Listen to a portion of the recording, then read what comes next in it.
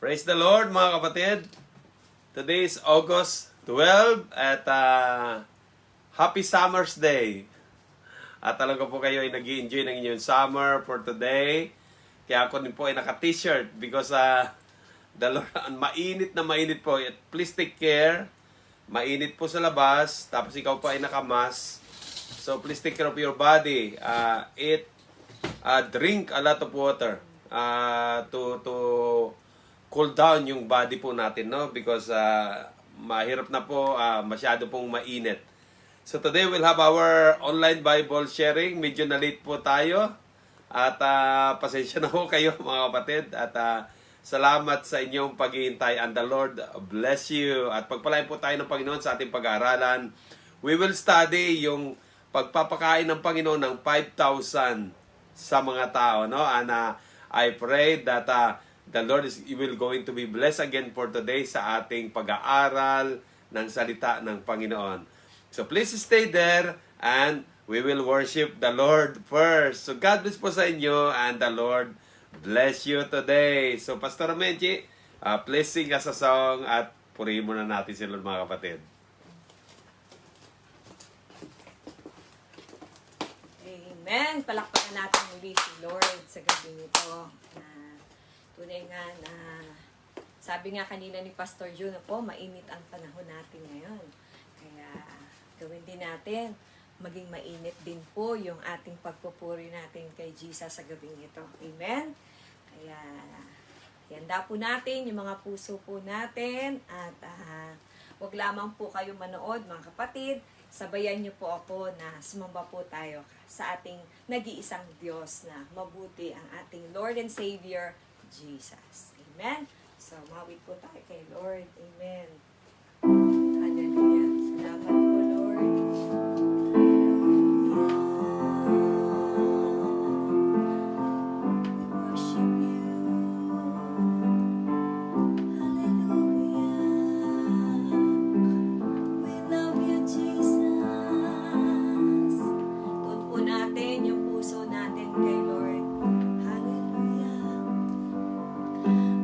Puso ko'y dinulog sa'yo.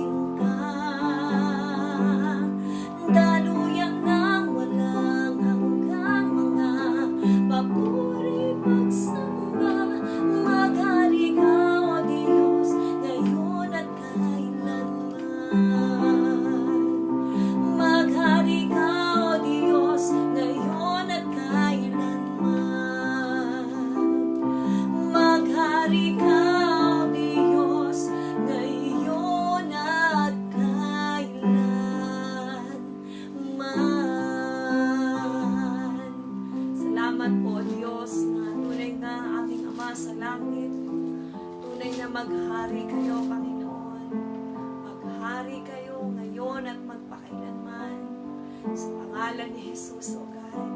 Lord, tunay nga na sa inyong kapangyarihan, sa inyong mga kamay, Lord, ang lahat ng bagay.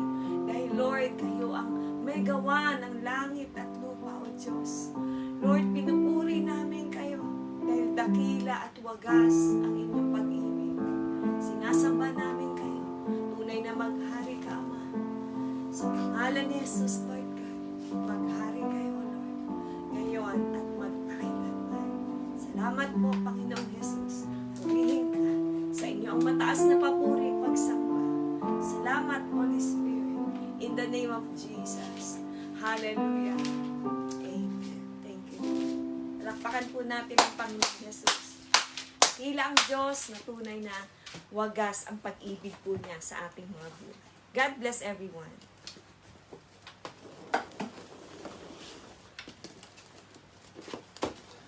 Ayan, praise the Lord mga kapatid.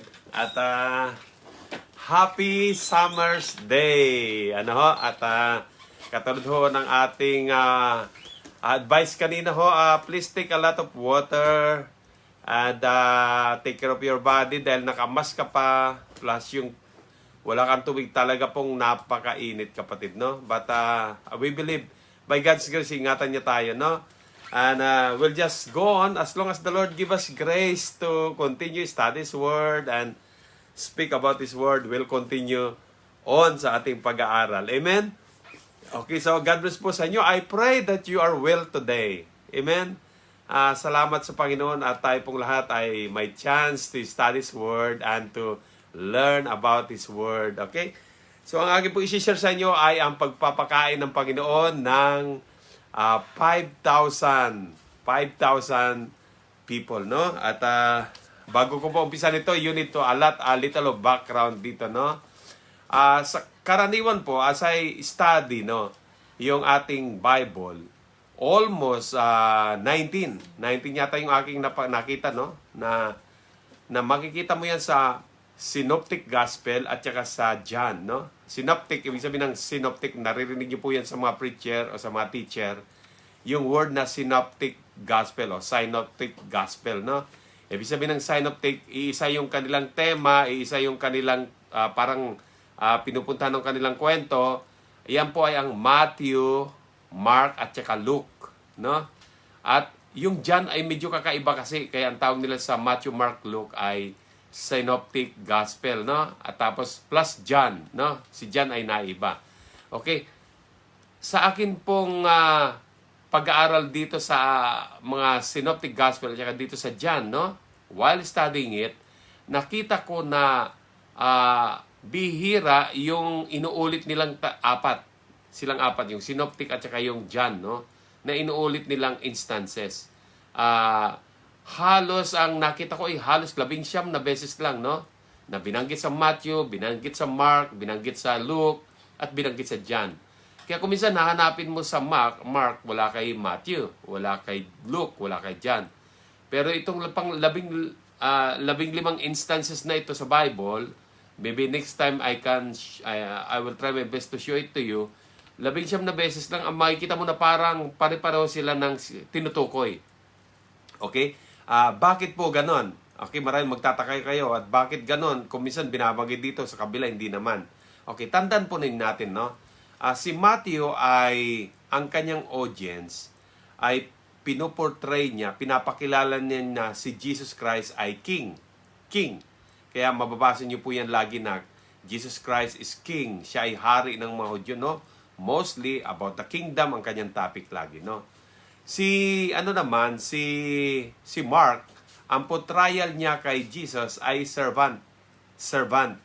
Kaya lagi niyong makikita diyan si Jesus sa Mark na servants, no? Isa yan sa kapansin-pansin sa kanyang tema. Ang tema ni Matthew ay hari, patungkol sa pagkahari ng Panginoon. Ang tema naman ni Mark ay sa pagiging servant ni Jesus. Ang tema naman ni Lucas, no? Nabanggit yata kanina si Marcos pala yun, no? Si Marcos yung servant. Si Lucas naman, ang kanyang tema kasi ay Jesus Christ as a Son of Man, anak ng tao, na He is a human person, siya ay naging tao katulad natin, just like us. Kaya marami po ang makikita nyo kay Luke, na pag binasa nyo po ang Luke, talagang mapapansin ninyo na Jesus Christ is just like us, caring for us. Kaya makikita nyo po na talagang marahil binanggit yan ni Luke dahil siya ay, ang audience niya ay mga Griego, no? O mga Gentiles. Ngunit si John, pag binasa mo naman si John, pinoportray niya o kaya pinapakilala niya si Jesus na Son of God. Okay? Kay Lucas, Son of Man. Kay Matthew, King. Ano? Kay Mark, Servant. Kaya magkakaiba sila. Kumbaga sa libro, ito ang itinuturo ni Matthew sa atin. Si Marcos, ito yung harapan. Si Lucas, itong side. Pero si John sa likod, yung sa likod ng Bible. So makikita mo na talagang isang Bible ang tinutukoy nila, pero magkakaiba sila ng pagpapaliwanag, no?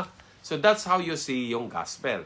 At sa aking pag-aaral, no, almost 19 instances lang na itong apat na ito ay nagsama-sama ng tinutukoy. Okay? 19 times lang. Mostly sa last part ng ministry ni Jesus. Sa umpisa ng ministry ni Jesus, parang sila, kanya-kanya sila ng kwento, no? Nakita ko si Jesus nung siya ay nagpagaling. Sabi naman ni Mark, hindi, nakita ko si Lord nung ang paralito ko pinagaling niya. Hindi ako, nakita ko, sabi ni Luke, yung paggawa ni Jesus ng parable. Sabi naman ni John, hindi, ang nakita ko yung si Jesus, kinausap niya yung Samaritan woman. So, yung umpisa ng ministry ni Jesus, talagang iba-iba ang tinutukoy nila. Pero pagdating mo sa last part ng buhay ni Jesus, yung last part, kasi yun ang pinaka-dinidiinan nila, mostly para silang, kumbaga sa ilog, para silang, ano bang tawag doon? Tributary ba yun? Para silang nag-merge. Nag-merge sila, no? Para bisaya, hiwa-hiwalay sila dati, tapos bigla silang magsama-sama. Pagdating sa last part ng buhay ni Jesus, mapapansin niyo po yan, no? Kaya ito pong merging na ito, makikita niyo sa last part ng ministry ni Jesus. At isa sa nag-merge na kwento nila ay itong feeding of 5,000. Okay? Okay, maliwanag po yun mga kapatid, na? So, isabihin, silang apat, iba-iba ang view nila, pero nagsama-sama dito sa feeding ng 5,000. Si Matthew, tinukoy niya to. Makikita niyo yan sa Mateo chapter 14, 15 hanggang 21. Okay, Matthew 14, 15 to 21. Sa Marcos, tinukoy niya rin ito sa Mark chapter 6, 35 to 44. Sa Lucas, Luke chapter 9, 12 to 17. At sa John, John chapter 6, 5 to 14. Silang apat, tinukoy nila yung miracle na to. Importante sa kanila. Para bang dahil nga po sa dami nang nangyari sa buhay ni Lord at daming events, namili sila ng mga sasabihin nila sa atin. Okay? Pero pagdating dito sa 5,000, lahat sila nakatingin dito. Kaya importante po na pag-aralan natin to according sa mga view nila, no? At pagsama-samahin natin. Okay? At doon po ay doon ko sisimulan itong feeding of 5,000. And before that one, ito pong feeding ng 5,000, pagkatapos po nito, sabi ni Matthew at saka ni Mark, nagpakain uli si Lord. 4,000 naman. Parehong-pareho ng miracle, no? Magkaibang event po yan, no? Itong event na ito na nagsama-sama silang magtukoy, ito yung 5,000 na binanggit ko ng mga chapters and verses, no? Pero yung next nito, yung pagpapakain doon sa 4,000, si Matthew at saka si Mark lang. Si Lucas hindi na interesado. Iba na ang kwento niya. Si John, ganun din, hindi niya na binanggit, no? So, maliwanag po yan, no? It's because of their character ng mga author na ito and according marahil sa pagpapaliwanag na gusto nilang iparating sa atin. But in any way, ang mensahe nila ganun po, no? Matthew, see Jesus as King. Mark, see Jesus as servant. Luke, see Jesus as Son of Man. And John, nakita niya si Jesus as Son of God, yung kanyang pagiging Diyos. So, go along with me as we study yung, gagamitin natin yung book ni John, no? I like most sa details si John. Bagamat gusto ko po yung we'll just go to John, no? Para kasi po may mga details doon na hindi ko na kailangang ilipat pa, no? So please go to John chapter 6, verse 5 to 14. Okay, John chapter 6, verse 5 to 14. Okay, tignan niyo po sa inyong Bible. Okay, at babasahin ko po, no? John chapter 6, verse 5 to 14. Okay. Sabi niya po rito, no? At when Jesus looked up and saw a crowd coming toward him, sabi niya rito, where shall we buy, he said to Philip, where shall we buy bread for these people to eat? Nung makita ni Jesus yung crowd, ang dami-dami nila, papunta sa kanya, sinabi niya kay Philip, paano natin pakainin yung mga taong ito? At ang sabi ng Matthew, Mark, at saka Luke, ito pong crowd ay napakarami nito, no? 5,000 in all, sabi nila. At si Matthew, kung makita niyo ito kay Matthew, itong crowd na ito, these are 5,000 men. Sabi niya, no? 5,000 lalaki.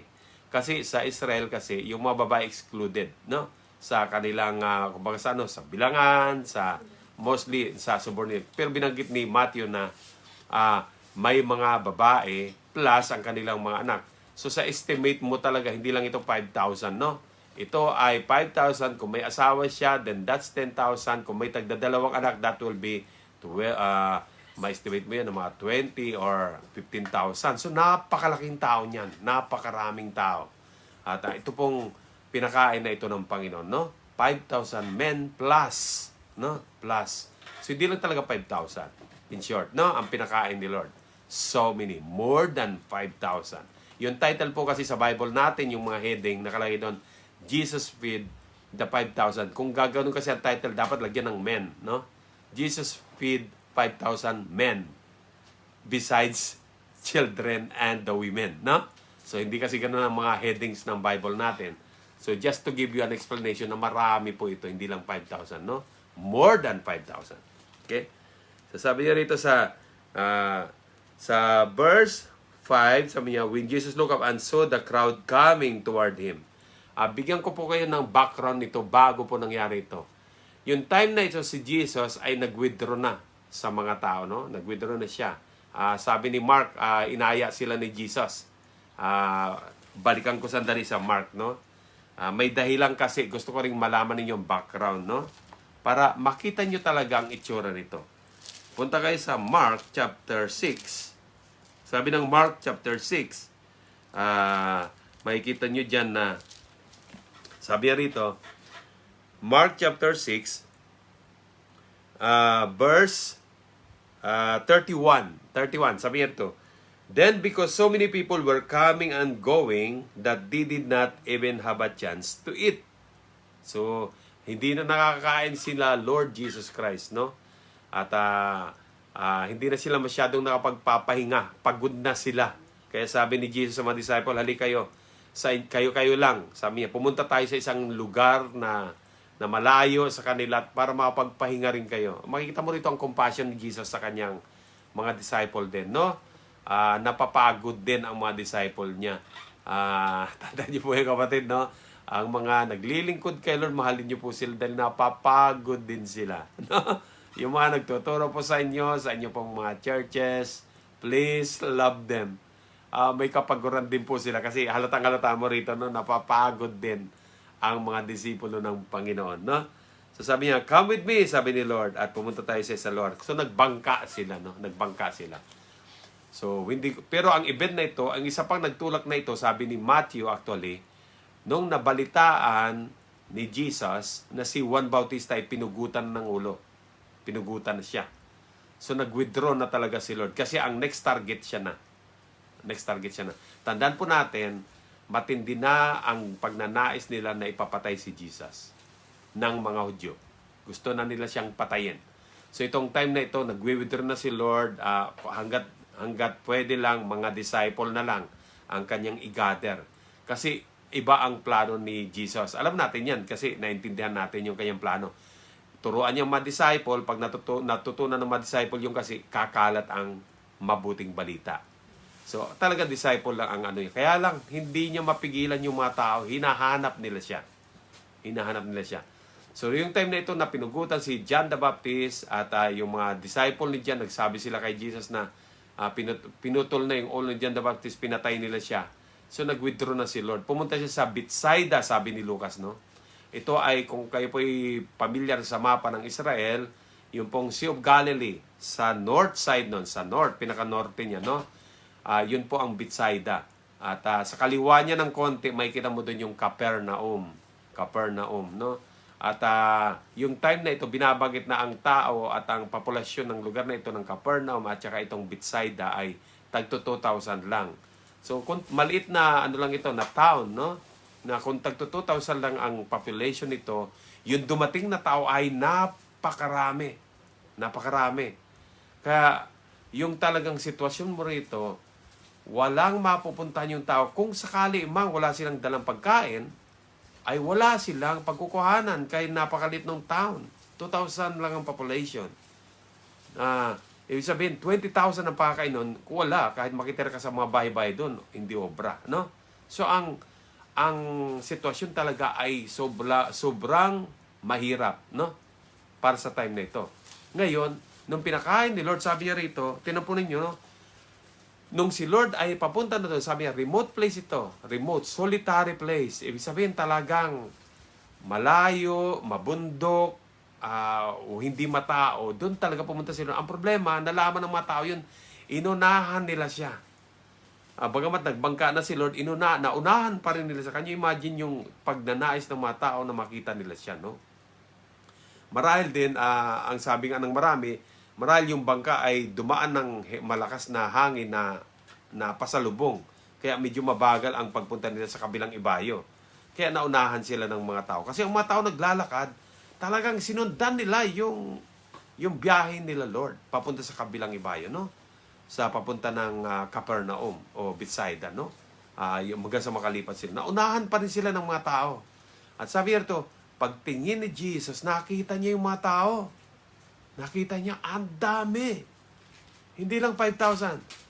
Sabi ko nga po sa inyo, kung estimate nyo yan, is almost 20,000. Kung tagdadalawang anak yan, or so 20,000 or 15,000, that's big people, walang matulugan, walang mapuntahan, they just want to be with the Lord. At si Lord, ang sabi niya, halik kayo para magpahinga tayo, sabi niya sa mga disciple. Pero ito na naman ang dagsaang mga tao sa Panginoon. At tandaan ninyo kapatid, ang Panginoon ay human flesh. Kahit nga siya, nakakatulog siya sa bangka nung siya ay nasa human form, no? Dahil subject to tiredness din ng kanyang katawan. Bagamat siya ay Diyos kapatid, no? Ang kanyang katawan ng Panginoon ay katulad din natin. Can you imagine? Ang sabi niya rito, nung makita ni Lord yung mga tao, pag kayo po yun, no? At kayo ang pupuntahan nila at hihingi sila ng parang tulong sa iyo, ng lakas sa iyo. 20,000. Ikaw ang kanilang kukuhanan. Pagod ka na. Can you still minister sa kanila? Mapapalakas mo pa sila? Bibigyan mo pa ba sila ng natuturuan mo pa ba sila? So sabi niya rito, tinan niyo po, makikita niyo talaga rito ang puso ng Panginoon natin, no? That's the reason we love our Lord so much. Sabi po ng dito na lang tayo sa sinulat ko rito, no? Sa tingnan natin sa Matthew na lang, punta tayo sa Matthew, no? Matthew chapter 14. Tingnan natin kung nandito ito yung aking point. Sabi rito, Matthew chapter 14, when Jesus he saw a large crowd, and sabi ng verse 14, he had compassion on them. Nahabag si Lord. Nagpunta siya para magpahinga na. Magpapahinga niya yung mga disciple niya, pati siya. Pero nakita nagdigsa ng mga tao, he had compassion on them. Kung siya sana ay nasa divine form niya, kaya niya palakasin kagad sila. But that's not the case. He is in human form. But Jesus has compassion on them. Isa po ito sa gusto ko pong makilala ninyo ang Panginoon natin. Our God is a compassionate God. No? Compassionate. Mahabagin ang Diyos natin. Ang mga taong ito ay walang matakbuhan. Marahil mayroong may sakit sa kanila nangailangan ng kalakasan, napipigati, nalulungkot. Only Jesus can heal them. Nahabag si Lord sa kanila.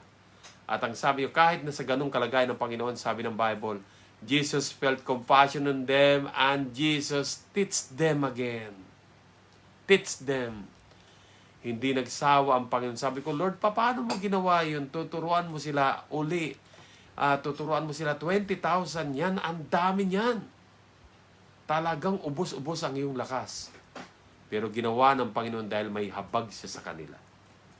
At hindi lang siya nagtuturo, kapatid. Nagpapagaling pa siya. Can you imagine that one? It's very tiring. Alam po yan ng mga naglilingkod sa Panginoon. Yung kapaguran na yan, yung to minister, mag-counsel ka lang nga, no? Ako po isang pastor.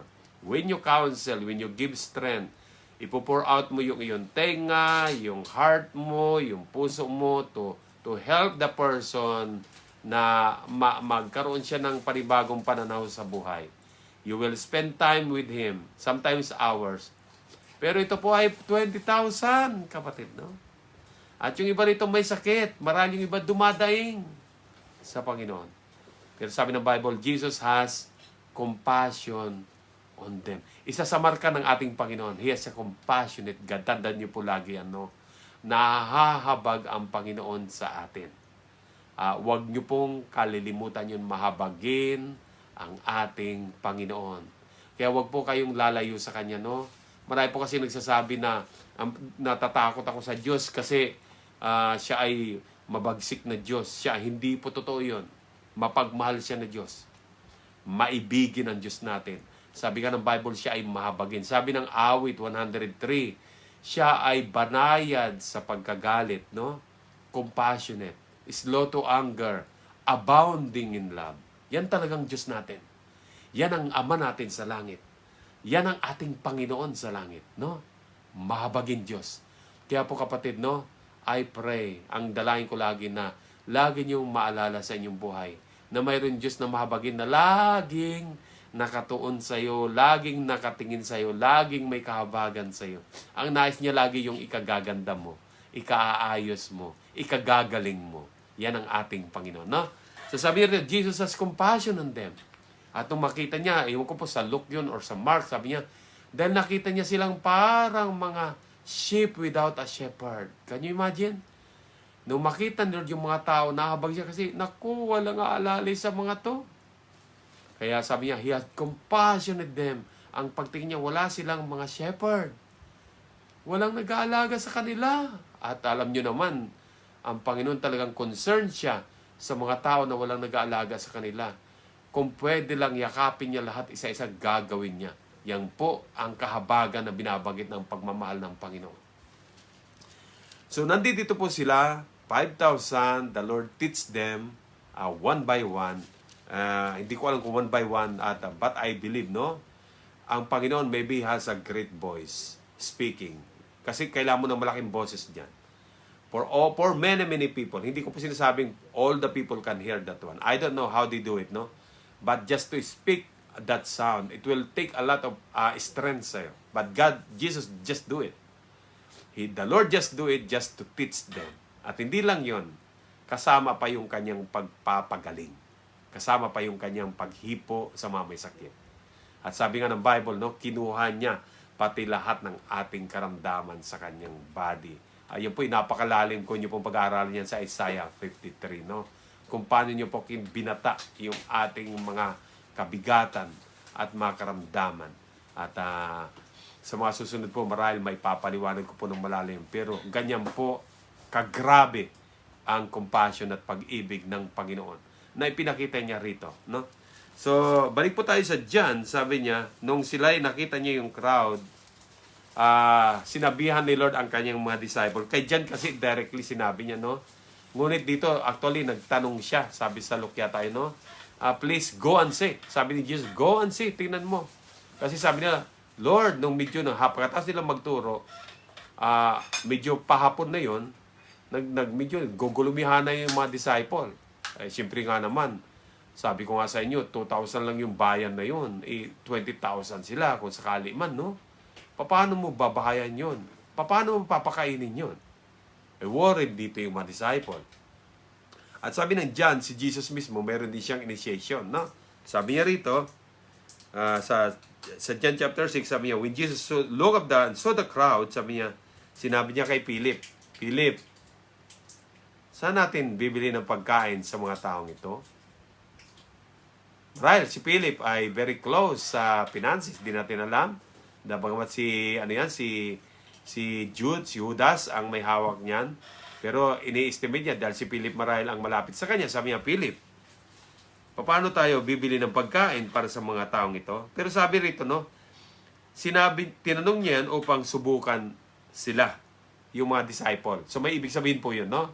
Ano ang sinusubukan ng Panginoon sa kanila? Okay? So may sinusubukan si Jesus sa mga disciple. Kaya sabi niya, Philip, saan natin kukunin ang pagkain ng mga taong ito? Sabi ng verse 5, sabi ng verse 6, he asked this only to test him. Para subukan si Philip. For he already had in mind what he was going to do. So alam niya na kung anong gagawin. No? Actually, ngayon ang sagot ni Philip, ito, 20,000. Marahil sabi ni Philip, 20,000 Lord, saan natin pakakainin to? Paano natin pakakainin to? It will take, sabi niya, 200 dinari. Sa iba pong para po mabasa ninyo ng direkta, no? Sa ating panahon ngayon. 8 buwang sweldo yan para pakainin mo yan. 8 buwang sweldo ng tao. So, ibig sabihin, kung 8 months, ako po ikakalkula, kung ang isang tao, sa Pilipinas kunwari, nasweldo ka ng 800 every day. 800 pesos per day. Kung yan ay 8 months, pagpalagay mo ng 200 days, no? 200 days. So, gagastos ka ng 160,000 pesos para pakainin mo lang yung tao yun sa dami. Kaya sabi ni Philip, mangailangan tayo ng 160,000 para pakainin yan sa dami. So, panic talaga yung mga disciple. Panic sila. Kasi kaya nagmamadali sila, Jesus, pawin mo na yan. Pawin mo na sila.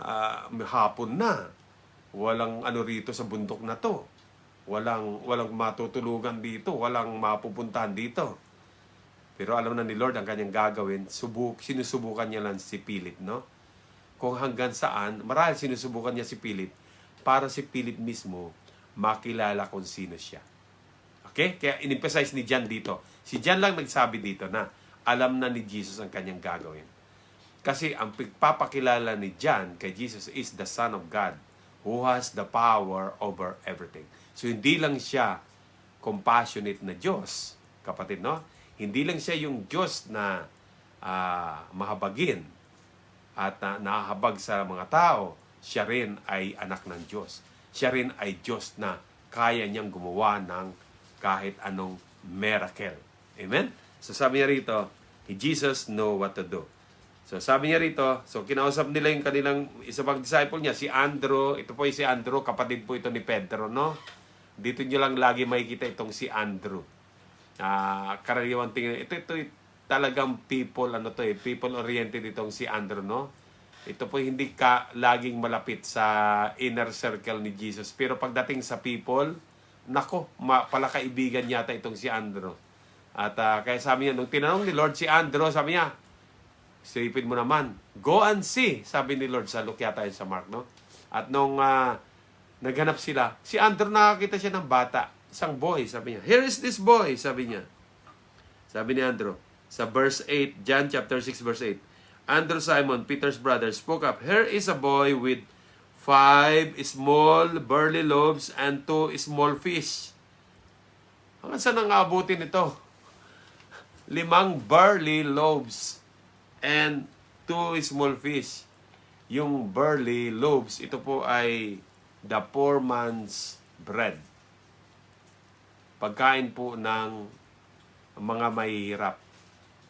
Ang dala ng bata ay 5 tinapay na pagkain ng mahirap at saka 2 maliit na isda. Maliit, sabi nga, kung inisip ko nga kanina, sana malaki man lang yung isda para may, pero maliit na isda. Okay? Kaya talagang ito po ay miracle, no? Miracle talaga to. To feed 20,000. Kaya pati yung si Andrew sabi, anong mangyari dyan? Ayan lang. Isang mapapansin mo rito, kung ito lang ang meron ang mga taong ito, ano ngayon ang ibig sabihin nito? Kapatid, ang mga taong ito ay walang-wala. Ang mga taong ito na sumunod kay Jesus ay talagang marahil mahihirap sila. Mga aba, mga walang kakayanan, no? Kaya mapapansin mo talaga ang puso ng Panginoon, mahabagin siya, no? Sa mga wala, sa mga mahihirap, malapit sa kalooban niya, no? Malapit. Kaya makita mo, ang meron lang pagkain sa bata lang. Lahat sila walang tinapay. Walang isda. Kaya ang makikita mo rito, mahihirap ang mga taong ito. In my study, kapatid, no? Ang tingin ko sa kanila, sila ay mga nahihirapan, mahihirap na tao.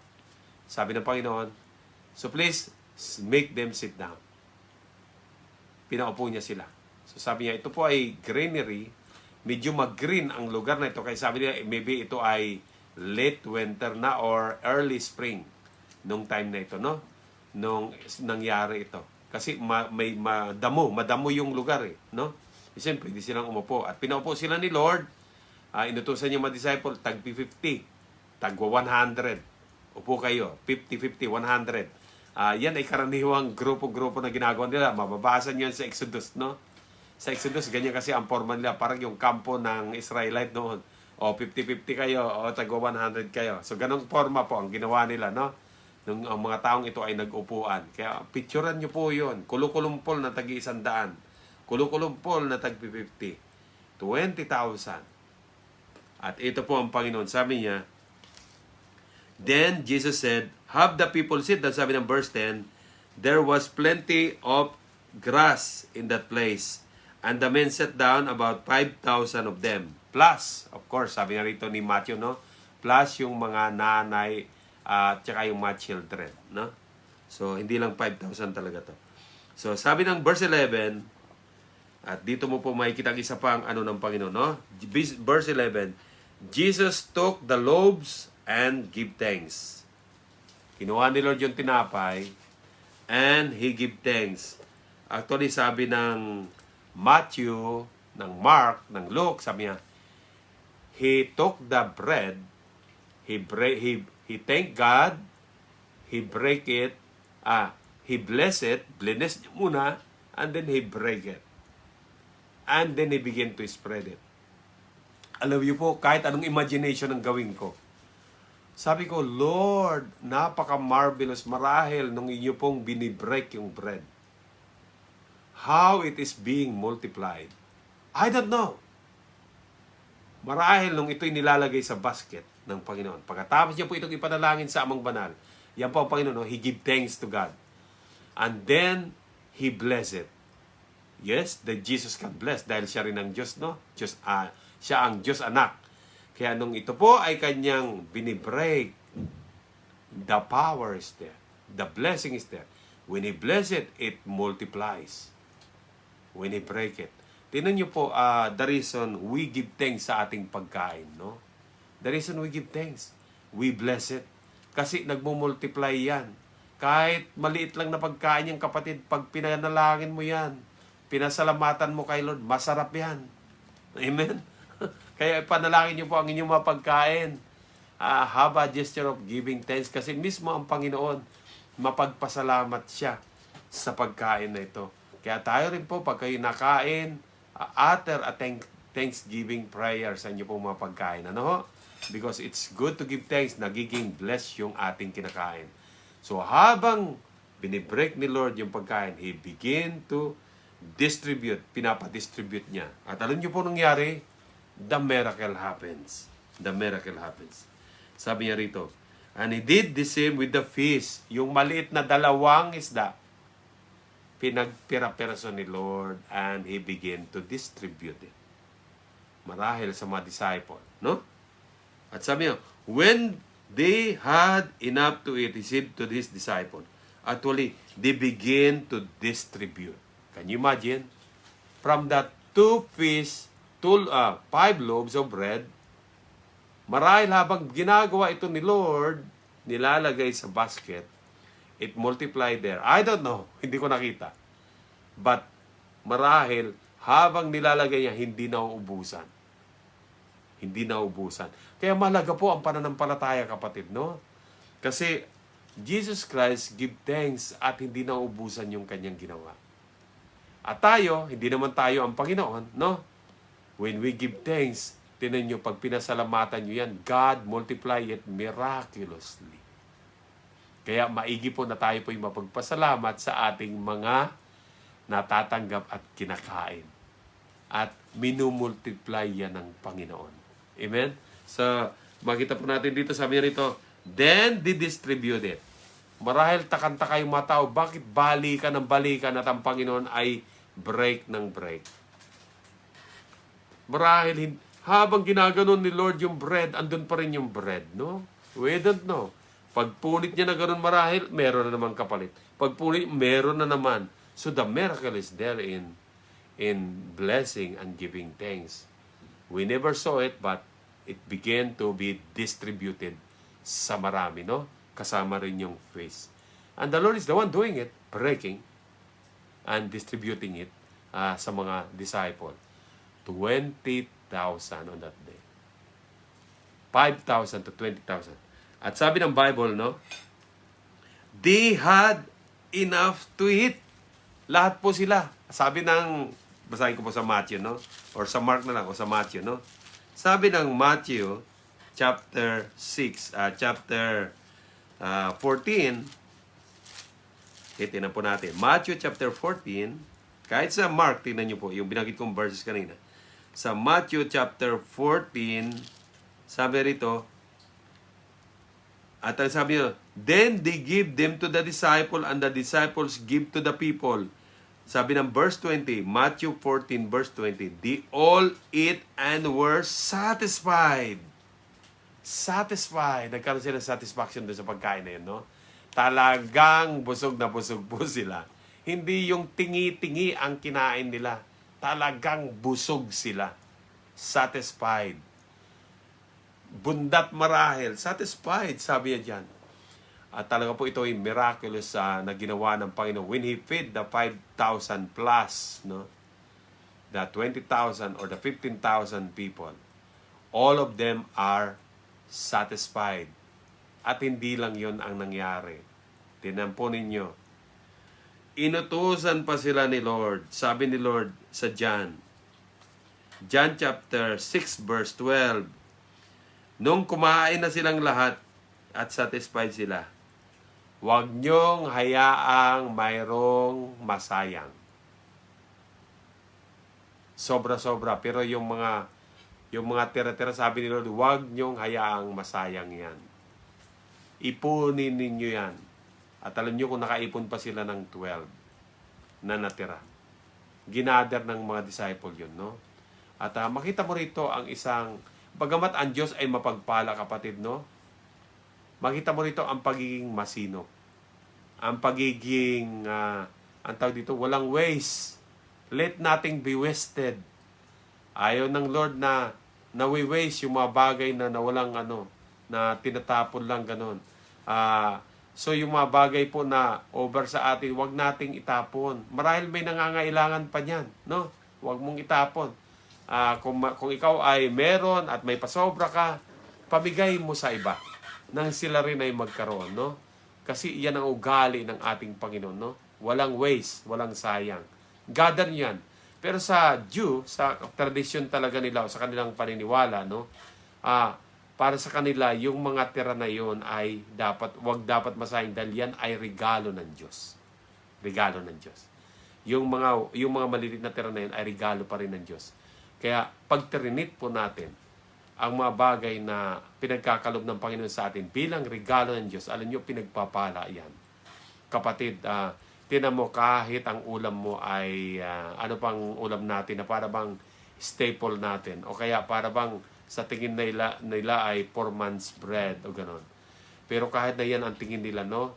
O tingin ng iba. O kahit ikaw mismo, pag yan ay yung ipinanalangin at ipinasalamatan kay Lord, mapupuspos ka, baka sobra pa yan sa yung sa health mo, no? So, it's very good to give thanks and bless the food. Lagi, no? Katulad ng ginawa ng Panginoon. At umover pa nga ito, no? Sumobra pa ito, itong miracle ni Lord na ito. Everybody eat and satisfied, sabi ng Bible, no? At nakapag-gather pa sila ng 12 basket with pieces of 5 barley loaves. Sabi rito, leftover na hindi nakain.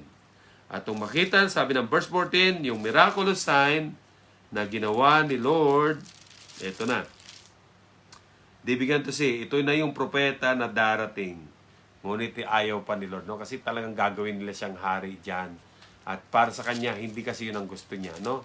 Ayaw niya munang maging hari, no? Importante po yun, no? Baka kasi mabasa niyo to sa Bible niyo itong verse 15, John chapter 6, verse 15. Yung mga tao, isipin niyo ito, gusto nilang gawing hari si Jesus. Nakita nila yung milagro eh. Kumain sila ng ganung kadami nang wala naman silang pagkain. It's a miracle really that happened in their own eyes, no? Kaya sabi na, ito yung propeta talaga. Ito talaga yung nagsasabi. Pag sinabi niya mangyari. Ngunit sabi ng verse 15, knowing kung anong gusto nilang gawin, gagawin nila siyang hari by force, lalo si Lord lumayo. Bakit? Marahil sabi niyo, bakit kaya lumayo si Lord? No?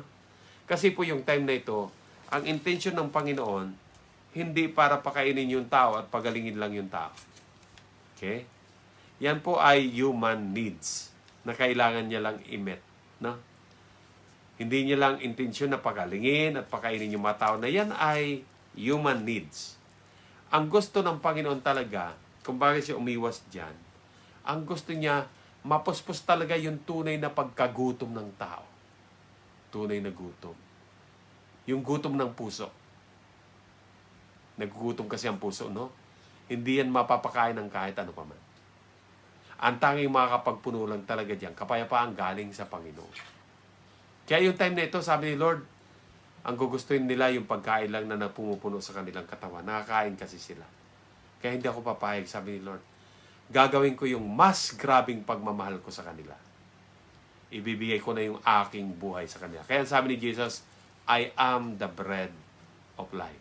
Ako yun. Sino mang kakain sa akin, sabi, hindi na siya magugutom muli. Hindi na siya magugutom.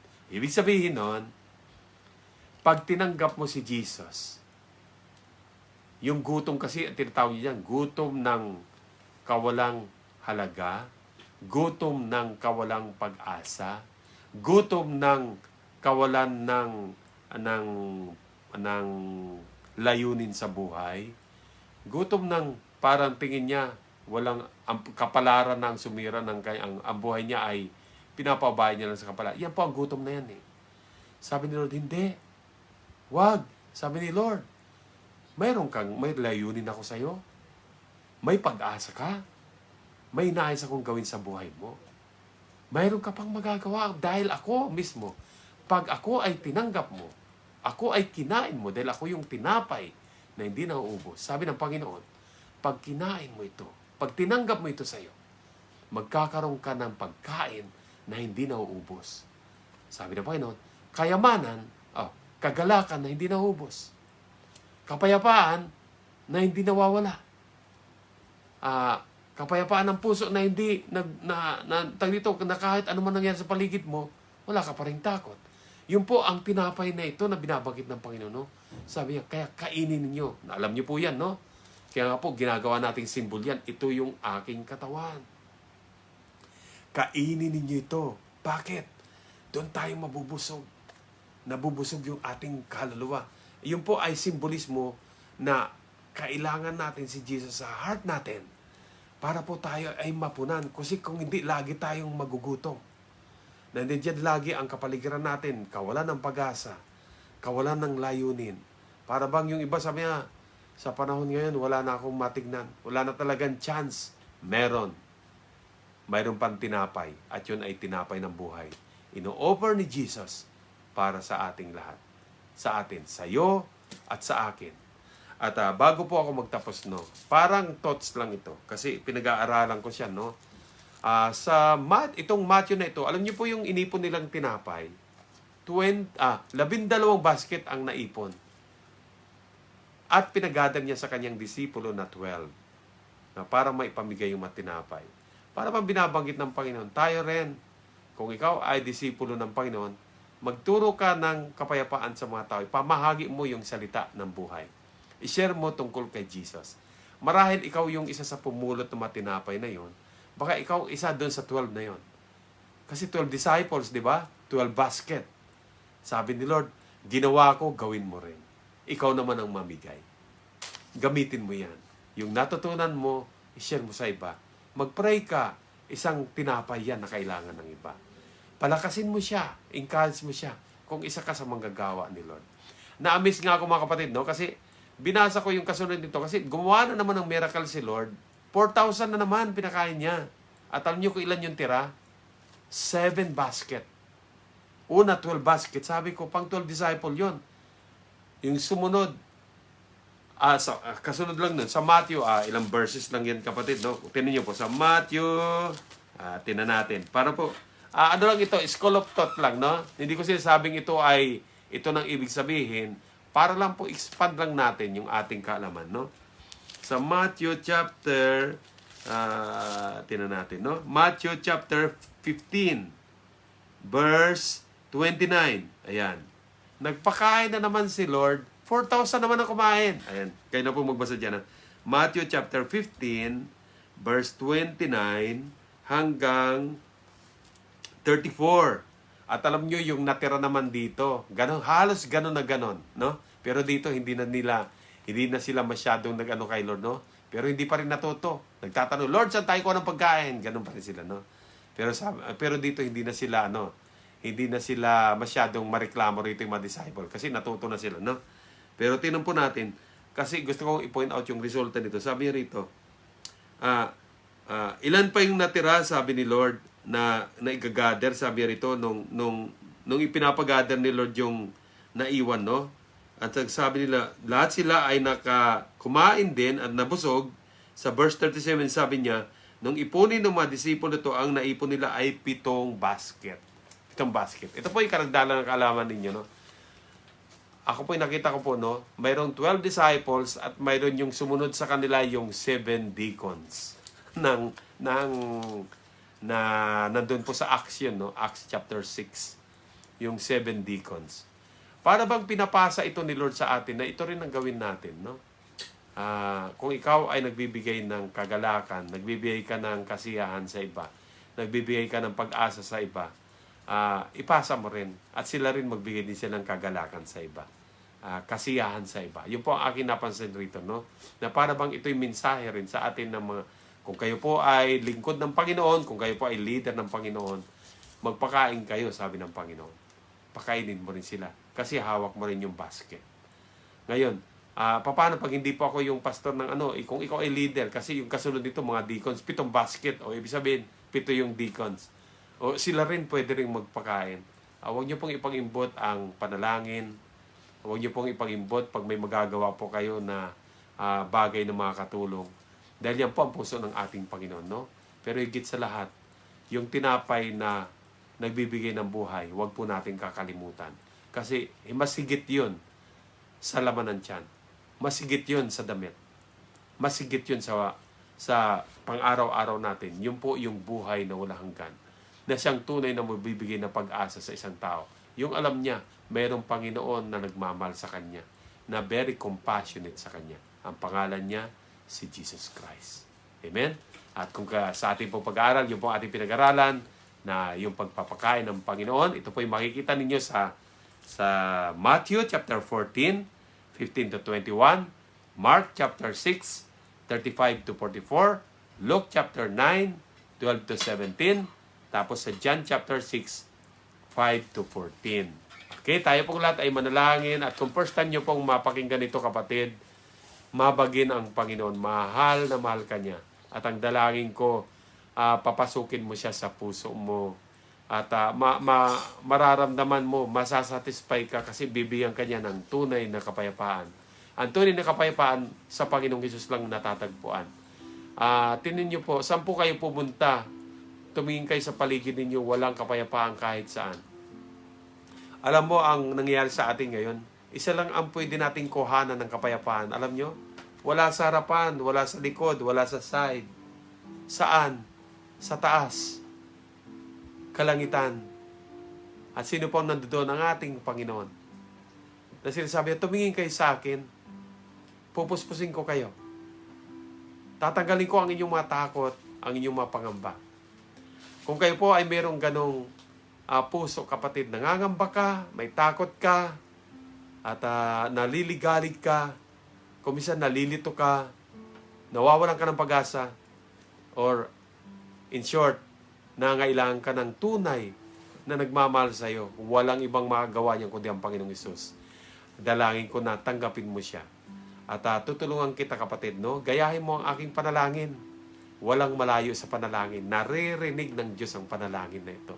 Pag manggagaling sa puso mo, gayahin mo na lang, ipanalangin mo sa Kanya. Kahit na ipikit mo lang yung mata mo at manalangin ka sa Kanya, maririnig mo na kakausapin ka na. Mararamdaman ng puso mo kung gaano Kanya kamahal. Sa panahong ito, kapatid, alam mo kailangan natin tunay na kapayapaan sa puso. Na tanging siya lang makapagbibigay ang Panginoon. Kaya samahan mo, kapatid, tanggapin natin siya. Okay? So, samahan mo lang ako, ipikit mo yung mata mo at gayahin mo yung panalangin ko at hayaan mong payapain, Lord, ang iyong puso. Sige, manalangin tayo. Panginoon, salamat po sa nakilala ka namin, Diyos na mahabagin, mapagmahal, bagamat pagod ka na, gusto mong magpahinga kasama ang iyong madisipulo. Ngunit nung makita mo ang napakarami, nagtiyaga ka pa rin magturo. Bagamat napakaraming tao, Lord God, sobra ang pagmamahal mo, nagturo ka pa rin. Hindi lang yun, nagpagaling ka pa rin. Hindi lang yun, Lord God, pinakain mo pa. Yan ang aming Diyos. Ikaw ang Diyos na nais ko. Lord, alam mo po ako'y gutom sa araw na ito. Nagugutom ang puso ko. Nagugutom sa tunay na pagkain. Ako po'y nawawalan ng pag-asa. Ako po'y natatakot. Ako po'y nadidepress. Aminado po ako na ako po'y may pangamba sa aking buhay. Hinihiling ko nga po na bigyan niyo nga po ako ng kapayapaan sa oras na ito, Panginoon. Hinihiling ko po na pumasok ka nga po sa aking puso at bigyan po ninyo ako ng kapayapaan katulad ng ibinigay ninyo sa mga taong ito na inyong pinakain. Dalangin ko, maramdam ko po sa oras na ito ang iyong pagmamahal. Salamat po. Salamat. Dahil alam ko hindi nyo ko bibiguin. Dahil kahit sa anong kahirapan nung ikaw ay tao pa, nagawa mong magmahal. Lalo pa ngayon na nakikita mo ko sa iyong kaharian sa langit. Kaya hinihiling ko, pumasok ka sa puso ko. Tinatanggap kita. Ikaw na ang maghari sa aking buhay at maging Panginoon na kita, tagapagligtas, gawin mo kong tagasunod mo. Salamat po. Salamat po sa pangalan ng Panginoong Hesus. Itong aking panalangin. Amen. Amen. Amen. Amen. So God bless sa inyo mga kapatid. At kung kayo po ay may karamdaman, praise God. At tayo po'y manalangin sa inyo pong may mga karamdaman. Ang Panginoon nagpapagaling pa rin. Ako po'y naniniwala. He is a God of healing. Ako po'y naniniwala sa power ng healing, no? Marami pong patotoo. Sila po'y pinapagaling ng panalangin. At ito pong panalangin ko sa inyo. Kung kayo po'y manampalataya po kayo. Wala pong imposible sa Diyos. Alin po ang inyong masakit sa inyong karamdaman? Maaari po bang ilagay ninyo ang inyong kamay sa pating masakit na yon?